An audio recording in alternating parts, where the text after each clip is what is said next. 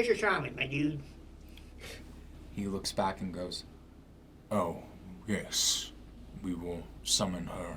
And he looks out and he, instead of roaring like he has done previously, he does this interesting sort of clicking sound where he's like clicking the tongue from the roof of his mouth down into his teeth, and it echoes throughout the chamber, and above one of the stalactites you feel wings move.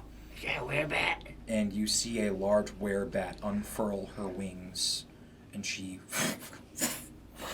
and comes gliding down and perches down on a large gnarled stick that sticks up out of the ground. Much like Rafiki's staff, there's these large baubles hanging from it that clatter together, and she walks down, and think of a flying fox, large, colorful, mane-like plume around the neck, a very puppy dog-like-esque bat face with large bat ears that stick up, and just colorful body paint all across the wings that go down across the body.